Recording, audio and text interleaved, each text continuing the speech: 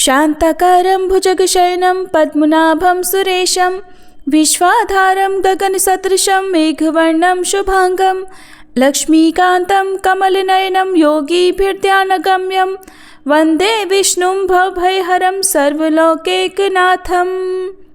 हे अनंत भगवान, आप ही संसार के आधार हैं, आप ही अनंत शक्ति और शांति के स्वरूप हैं। हम सभी को अपनी कृपा दृष्टि प्रदान करें। हरे कृष्ण। ओम अनंताय नमः। प्रिय श्रोताओं, भाद्रपद मास के शुक्ल पक्ष की चतुर्दशी तिथि को मनाया जाने वाला अनंत चतुर्दशी पर्व अत्यंत ही पावन और पुण्यदायी है और ये दिन अनंत भगवान श्री विष्णु को समर्पित है। कहा जाता है कि जो मनुष्य इस दिन अनंत भगवान का व्रत करके पूजा करता है और कथा श्रवण करता है, उसके समस्त दुख, संकट, क्लेश दूर होकर जीवन में सुख, शांति और समृद्धि का वास होता है। अनंत चतुर्दशी का व्रत प्राचीन काल से चला आ रहा है। इस दिन भगवान विष्णु के अनंत रूप की उपासना की जाती है। अनंत का अर्थ है जो कभी समाप्त न हो, जो अनादि और अविनाशी हो। यह व्रत जीवन में धन, वैभव, स्वास्थ्य, संतान सुख और सभी कार्यों में सफलता प्रदान करने वाला माना गया है। विशेषकर इस दिन अनंत सूत्र बांधने की परंपरा है। यह सूत्र भगवान विष्णु की अनंत कृपा का प्रतीक है, जो भक्त की हर कठिनाई से रक्षा करता है और जीवन भर सुख शांति देता है। आज आप सुनेंगे अनंत चतुर्दशी की कुछ पावन कथाएं। उससे पहले हम सभी मिलकर अनंत भगवान से प्रार्थना करें। हे अनंत भगवान, यदि व्रत, पूजा या स्मरण करते समय या कथा श्रवण करते समय हमसे कोई भूल चूक हो जाए तो कृपया अपनी करुणा से क्षमा प्रदान करें।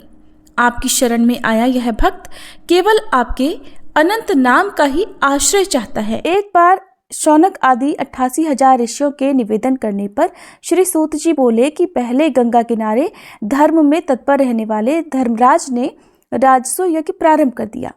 अपने चारों भाई और श्री कृष्ण के साथ युधिष्ठिर जी ने अनेक रत्नों से सुशोभित यज्ञशाला बनाई, जिसमें बहुत सारे मोती माणिक्य लगाए गए। उनसे वह इंद्र के घर जैसी लगती थी। बड़े प्रयत्न से यज्ञ के लिए राजाओं को इकट्ठा किया। हे राजन, उस समय गांधारी का पुत्र दुर्योधन यज्ञशाला को आता था। भवन कुछ इस प्रकार सजा था कि जहां पर पृथ्वी को देखने से ऐसा लगता था मानो आंगन में पानी भरा है। दुर्योधन उसमें कपड़े ऊंचे करके धीरे धीरे चलने लगा, लेकिन जहां पर पानी था वहां पर वह धरती का बोध करके उसमें गिर गया। ये सब देखकर द्रौपदी आदि सुंदरियां, राजा, ऋषि, मुनि आदि ने उसका उपहास किया, उस पर खूब हंसे। दुर्योधन भी सामान्य नहीं था। उसे भी क्रोध आ गया और वह रुष्ट होकर मामा के साथ अपने राज्य को चला गया। वह अपने तिरस्कार से बहुत आहत था। उस समय शकुनी उससे मीठे मीठे वचन बोला कि हे राजन, क्रोध छोड़, आगे अभी और बड़े कार्य करने हैं। हमारे पास ऐसे पासे हैं जो आपके अनुकूल ही अंक देंगे। इससे हम जुआ से सभी राज्यों को जीत सकते हैं। अभी यज्ञशाला चलें। शकुनी के इस प्रकार समझाने पर वह वापस यज्ञशाला में आया। यज्ञ के पूरा होते ही जब सब राजा अपने अपने राज्य में चले गए, तब दुर्योधन भी चला गया। उधर दुर्योधन ने हस्तिनापुर में आकर अपनी बनाई योजना के अनुसार पांडवों को बुलाकर जुआ खेलना प्रारंभ किया और दुर्योधन ने छल से सारा राज्य जीत लिया। निष्पाप पांडव भी जुए से जीत लिए गए। इसके बाद वे वन में भटकने लगे। इस वृतांत को जानकर चारों भाइयों के साथ युधिष्ठिर महाराज को देखने की इच्छा से जगदीश्वर कृष्ण उपस्थित हुए। सूत जी बोले कि वनवासी दुखों के सताए पांडवों ने महाप्रभु श्री कृष्ण को देखकर उनके चरणों में मस्तक झुकाए। तब धर्मराज जी बोले कि हे केशव, मैं भाइयों के साथ बहुत दुखी हूँ। इस अनंत दुख सागर से हमारा कैसे पीछा छूटे? किस देव की पूजा करने से मैं वापस अपने श्रेष्ठ राज्य को पा सकूंगा? क्या मैं कोई व्रत करूं जो आपकी कृपा से हम सभी का कल्याण हो जाए? ये सुनकर श्री कृष्ण बोले कि सब पापों का नाश करने वाला पवित्र एक अनंत व्रत है। हे युधिष्ठिर, वह स्त्री और पुरुषों के सभी कामों को पूर्ण करने वाला है। वह भाद्रपद शुक्ल पक्ष की 14 के दिन होता है। उसके करने मात्र से सभी पाप नष्ट हो जाते हैं। ये सुनकर युधिष्ठिर जी बोले कि हे प्रभु, आपने अनंत ये क्या कहा? क्या वह शेषनाग है अथवा तक्षक है, परमात्मा है या साक्षात ब्रह्म है? कि इसका नाम अनंत है? हे केशव, ये सत्य बताइए। ये सुनकर श्री कृष्ण बोले कि हे धर्मराज, मैं अनंत हूँ। आप मेरे उस रूप को समझिए जो काल, आदित्य आदि ग्रह रूप हैं, जिसके काल, मुहूर्त, दिन और रात्रि शरीर हैं। पक्ष, मास, ऋतु, वर्ष और योग आदि की जिसकी व्यवस्था है वही काल है। उसी को मैंने अनंत कहा है। वही काल रूपी कृष्ण मैं भूमि के भार को उतारने और दैत्यों को मारने के लिए प्रकट हुआ हूँ।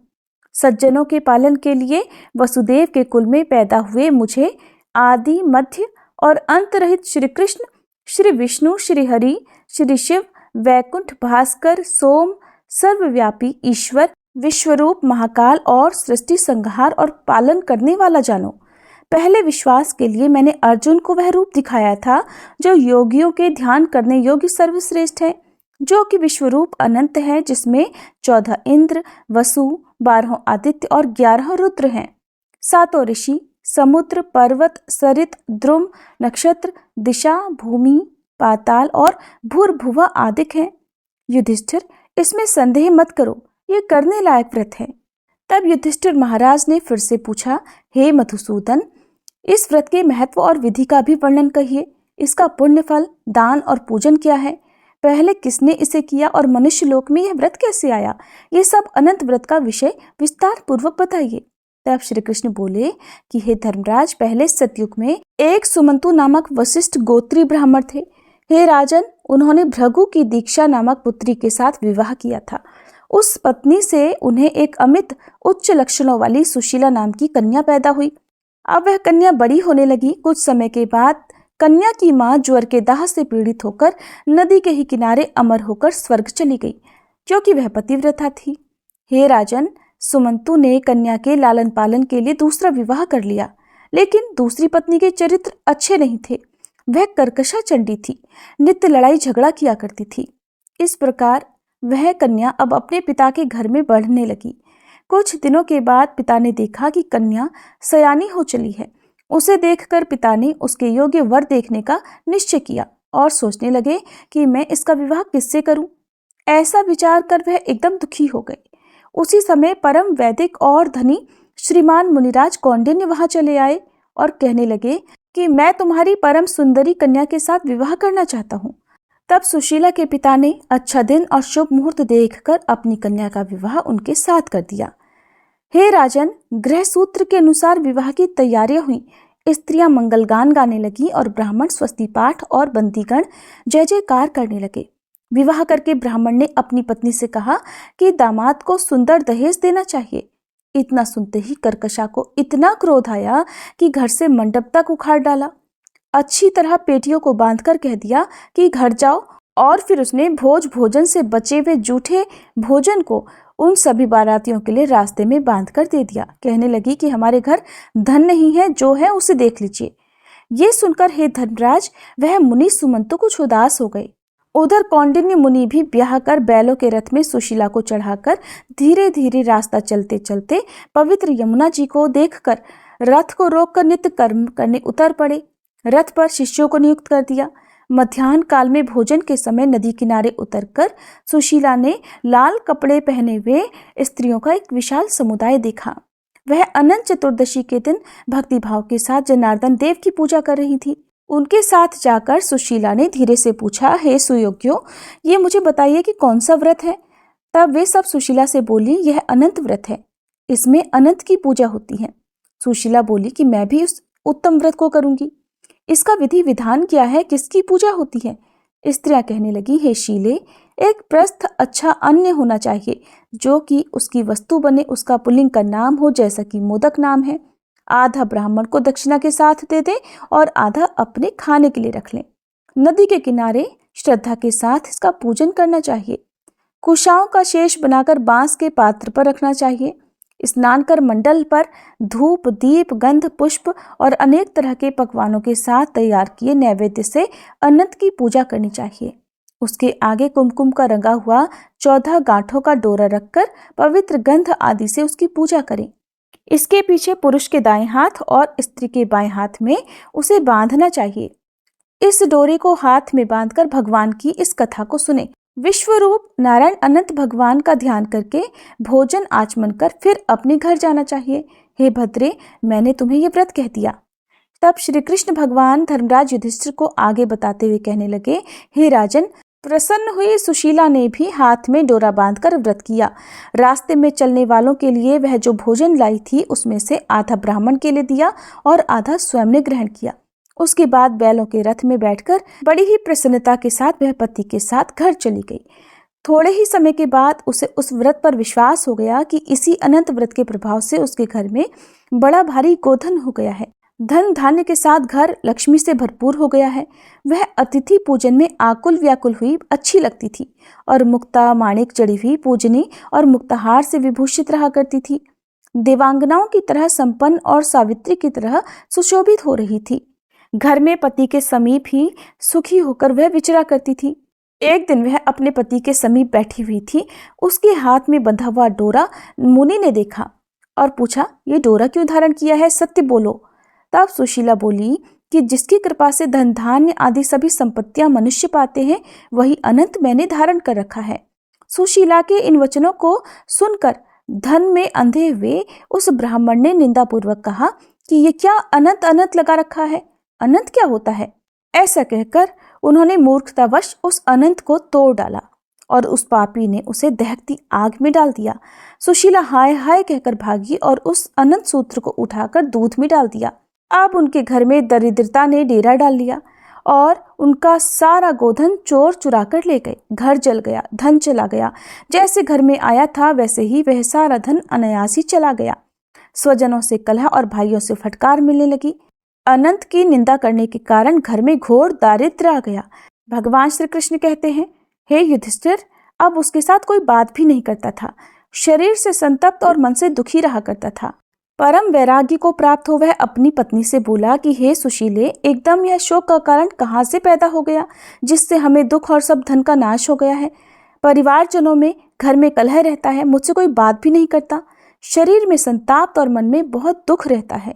न जाने क्या पाप हुआ, क्या करें जिससे कल्याण हो। तब उनकी पत्नी ने कहा, हे स्वामी, अनंत की उपेक्षा करने के कारण ऐसा हुआ है। यदि आप प्रयास करोगे तो पहले की तरह सब कुछ हो जाएगा। सुशीला के ऐसा कहते ही कौंडिन्य मुनि का मन भगवान के चरणों में लग गया और वैराग्य तो था ही, वे वन को चल दिए। अब उन्होंने केवल वायु का सेवन करके तप करने का निश्चय कर लिया।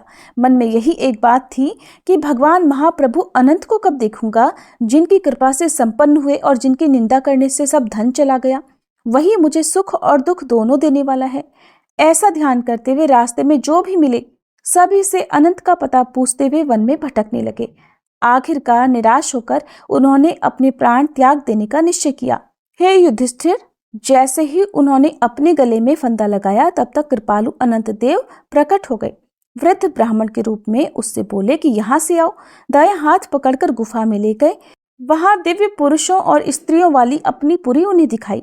वहां पर दिव्य सिंहासन पर विराजमान शंख चक्र गदा पद्म और गरुड़ से सुशोभित विश्वरूप अनंत को दिखा दिया, जो कि अनंत विभूतियों के भेद से विराजमान अमितमान अमित बलशाली कौस्तुभ से सुशोभित और वनमाला से विभूषित देवेश अपराजिता अनंत को देखकर वंदना करते हुए जोर जोर से जयकार करके कहने लगे कि मैं पापी हूँ, पाप कर्म करने वाला हूँ, आप रूप और पाप से ही पैदा हुआ हूँ। हे पुण्यरिकाक्ष, मेरी रक्षा करो, मेरे सब पापों को हरने वाले बन जाओ। आज मेरा जन्म सफल हो गया, जीवन सुखी बन गया। आज आपके चरणों में मेरा माथा भौरा बन गया। ये सुनकर अनंत देव प्रेममयी वाणी से बोले, हे ब्राह्मण, डरो मत, जो मन में हो वो कहो। तब कौंडिन्य मुनि बोले कि माया और भौतिक अभिमान में आकर मैंने आपका डोरा तोड़ डाला था। उसी पाप के कारण मेरी विभूति नष्ट हो गई। स्वजनों के साथ घर में लड़ाई रहती है, मेरे साथ कोई बात नहीं करता। इसी दुख से मैं वन में आपको देखने के लिए चला आया। आपने कृपा करके मुझे दर्शन दिए। वह जो आपके डोरा तोड़ने का मुझसे पाप हुआ, हे प्रभु, अब उसकी शांति भी मुझे बता दीजिए। ये सुनकर अनंत देव कौंडिन्य मुनि से बोले कि आप अपने घर जाइए, देर मत कीजिए। वहाँ भक्ति के साथ 14 वर्षों तक अनंत का व्रत करें।